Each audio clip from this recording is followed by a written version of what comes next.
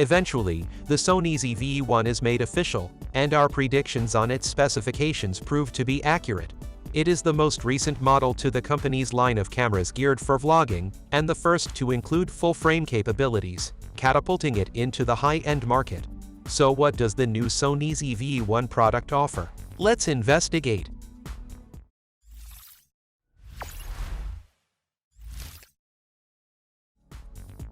Let's get it out first. The most important thing about these ZV-E1 cameras, its 12-megapixel sensor similar to the one used in the A7S III and FX3 cameras. It actually has a 48-megapixel sensor which is then bent down to a 12-megapixel image. Since these cameras are designed for a high-quality video, it makes sense to use this sensor for a professional-grade vlogging camera. With this extremely capable sensor, the ZV-E1 can choose UHD 4K video at a maximum frame rate of 60 FPS, without any cropping. Now before the E1, every other ZV series camera had any sort of crop sensor. So, including a full-frame sensor sets it apart from the other cameras in the same lineup.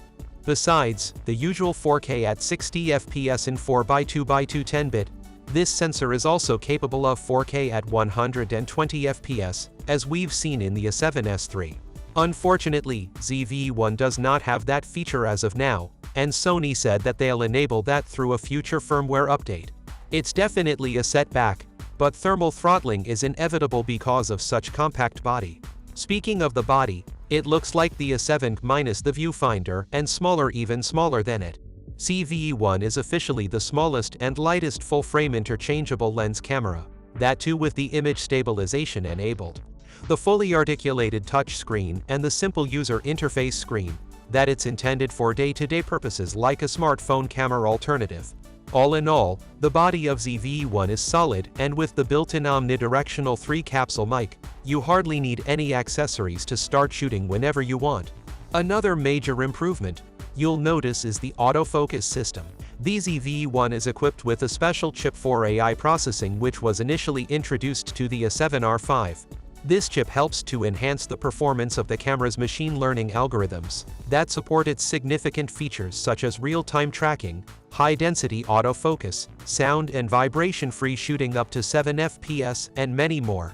ZV-E1 also offers for the S-Log3 color profile which produces a flat image, and S-Cinetone, a profile derived from the high-end Sony Venice camera. S-Cinetone is well liked by creators who desire cinematic aesthetic without excessive editing. It's refreshing to see Sony enable in such procentric features in the vlogging series, keeping the ecosystem running through every lineup. The Sony ZV-E1 aims to simplify the challenges that come with creating content solo, by providing a range of nifty features that will surely help experienced video creators. With the full-frame sensor of the camera, you can blur the background extensively, resulting in a more prominent subject compared to cameras that utilize smaller APS-C or micro Four Thirds sensors. ZV-E1 will be available from early April of 2023, and the price starts from $2,200 for the body only. On paper, it's easier to write it off if we compare it against the Panasonic Lumix S52, which is also one of the best hybrid cameras of this year. But Lumix S52 and Sony ZV-E1 both are trying to serve different nations of people.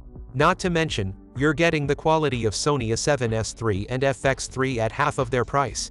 In our opinion, Sony ZV-E1 stands strong against any other compact cameras that are currently out in the market, which makes it a great option for any content creator or professional videographer who's on a budget.